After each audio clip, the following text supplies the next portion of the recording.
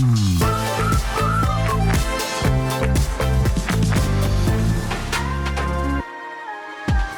the Adrienne Arsht Center, a childhood is being rebuilt. Okay, are we ready? Nice, loud, big, and cheetah. In 1999 Hialeah, inside of a loud and loving Cuban-American home, a young boy was trying to make sense of the adults around him. Years later, he's bringing that story back to the city that raised him. You grew up here. What does it feel like to step in as an audience member to the Arsht Center and watch a Miami Cuban family, one that very much feels like your own, speak on that stage?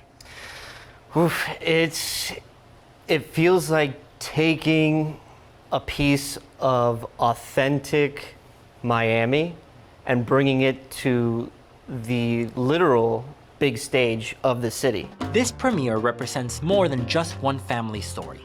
For City Theater, it reflects a commitment to putting Miami voices front and center.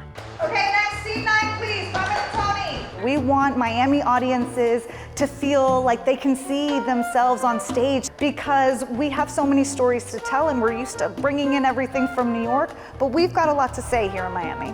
For Chris, bringing the story to life meant revisiting his own childhood and the people who shaped him. This play feels very lived in. It's very funny, but it's also very raw, the way that family stories tend to be. Was there ever a moment where you thought to yourself, I don't know if I'm ready to share this with strangers? I think almost the entire writing process was like that, for sure.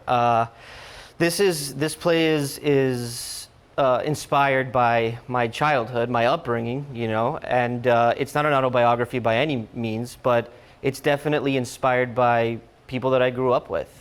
There were absolutely moments in there where I was like, woof, is this something that people, that I want people to see?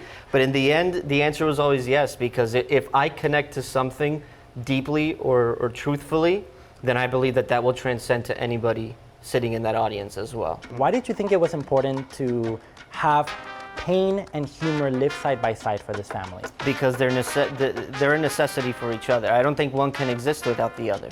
I think humor comes from pain in the first place. The fact that I have so many friends that talk about when abuela would hit them with the chancleta and they say it as a joke, yeah, I would absolutely say that that's part of the culture. Yeah. I am very happy. Is a little freaking out? It depends. Who's the father? You are a father now to small kids.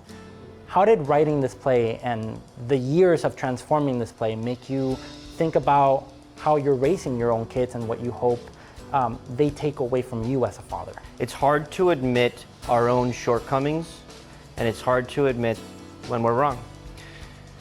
And that's why things like generational trauma exist, right? Because we look at what was done to us, and we don't see how what was done to us is now being translated into what we're doing.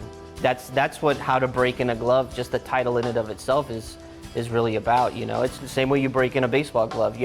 There's steps that you have to take in order to make a stiff glove feel like butter in your hand so that you can play the game, right? What do I do in my own life to break in that glove? A lot of people want to love, but a lot of people don't know how. And if this play does anything, it would be to find that question within themselves, to love the people that we want to love just a little bit more. How to Break in a Glove runs through February 22nd at the Adrienne Arsht Center. For tickets and more information, visit arshtcenter.org.